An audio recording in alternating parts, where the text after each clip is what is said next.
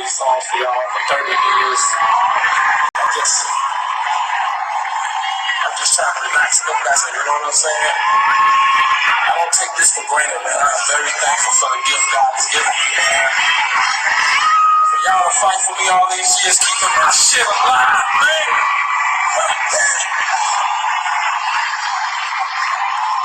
Stupid ass shit.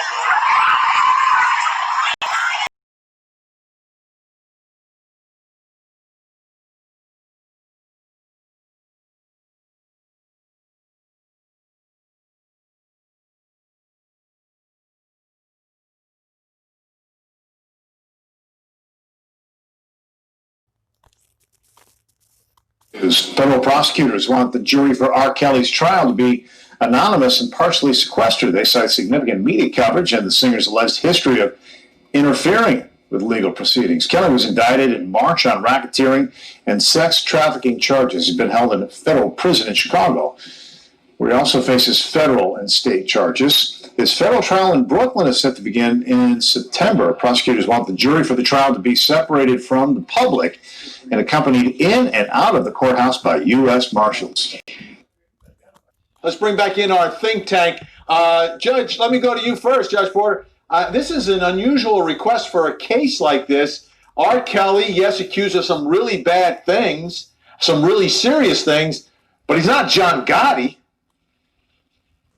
Yeah, I think it's absolutely ridiculous. I don't think that this is a good move for the prosecution. You leave the door open for appeal after appeal. This case will never end if it begins this way. If this is what we are looking at the very beginning, this case will never end. And Mr. Kelly will have all of the everything afforded to him by law to appeal and to reject everything dealing with his trial. Yeah, let's put up on the screen what the prosecution is alleging here, because this is fascinating. It says, R. Kelly is likely to be perceived by the jurors as capable of inflicting violence. Witnesses will testify that Kelly physically and violently assaulted them. The fact that jurors are aware that their identities are publicly known may subtly and unconsciously impair their impartiality. DeWitt Lacey, how dangerous is R. Kelly? Is this a guy that might take out a juror? I think that might be a stretch too far. I don't know of any information that he will take someone out. However, he does have, as you said, cases throughout the country, seemingly, and for child sex trafficking, for rape. Those are serious offenses and should be taken that way.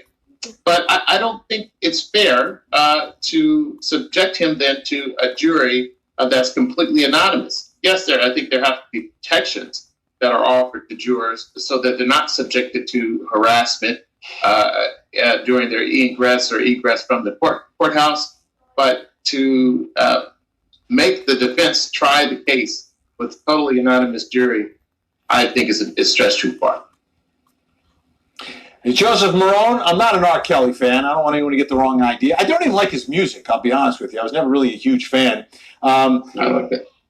But I'm a fan of fairness. I mean, the arguments that are being made by prosecutors, and I'm a former one, seem to apply to any case. They would apply to any and every case. So it seems to me that either our jury system should be anonymous all the time or shouldn't be anonymous in this case.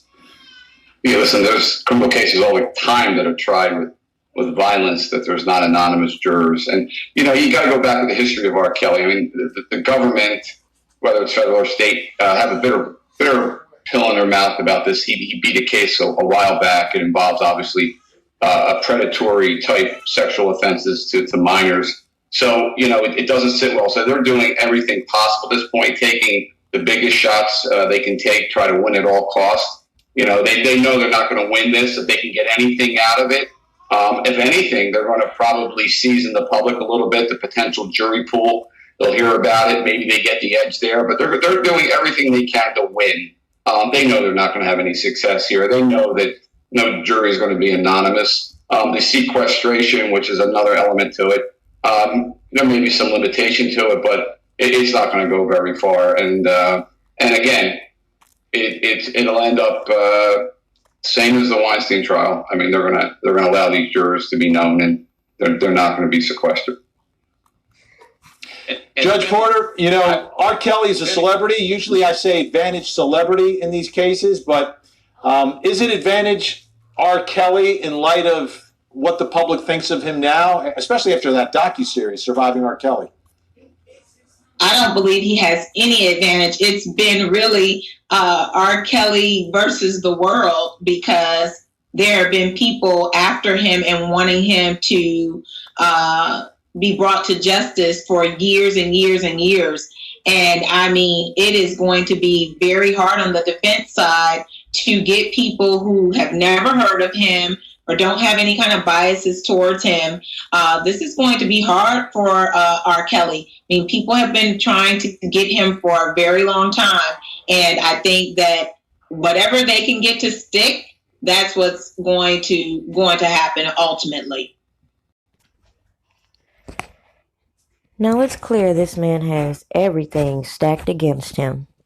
From people writing books to people doing interviews to creating a whole movie to give a one-sided perspective to potential jurors.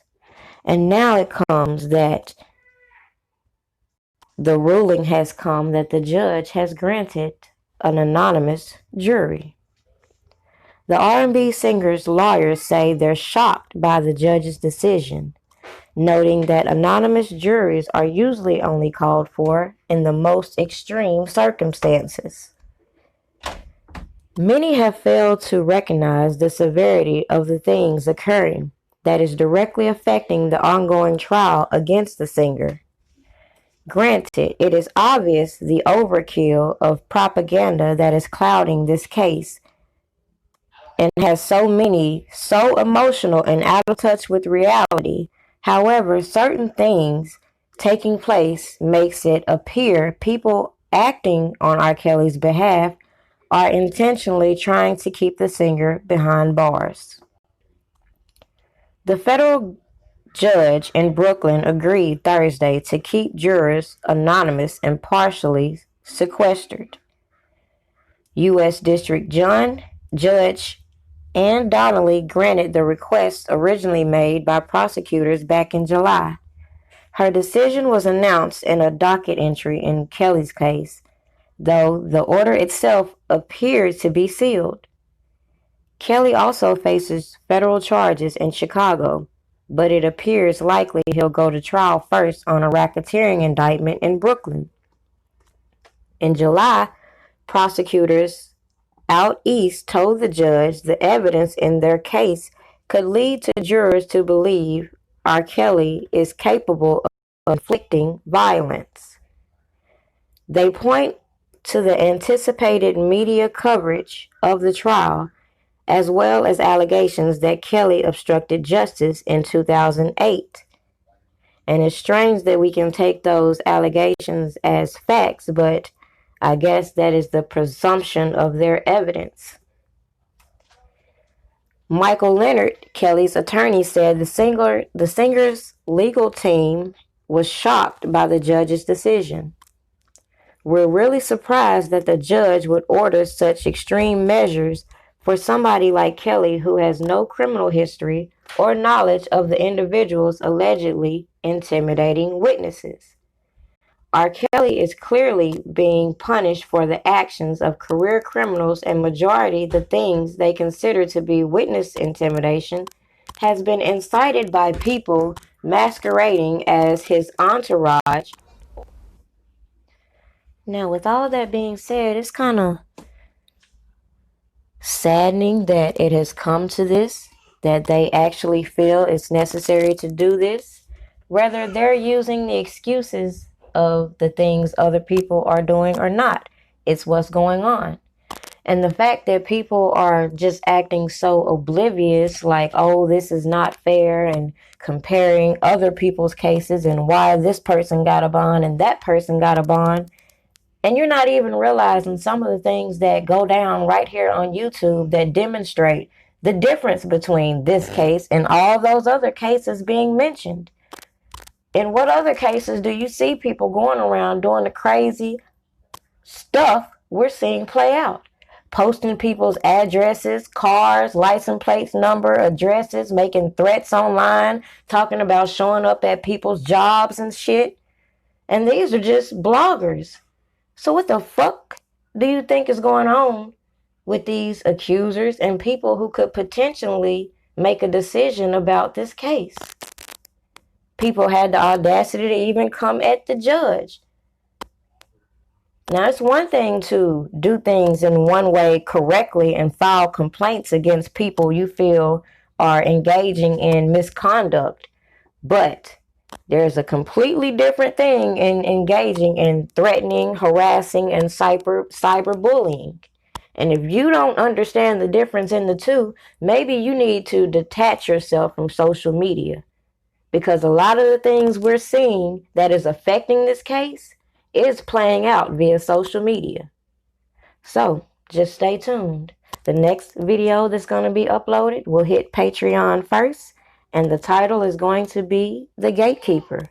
Since all these people want to keep talking about these women and their dreams of being this star, that's the problem right there. Instead of pushing your teenage girls into a lifestyle that clearly objectifies women, people encourage the bullshit. So, are they going to be enlisted as enablers? We'll see.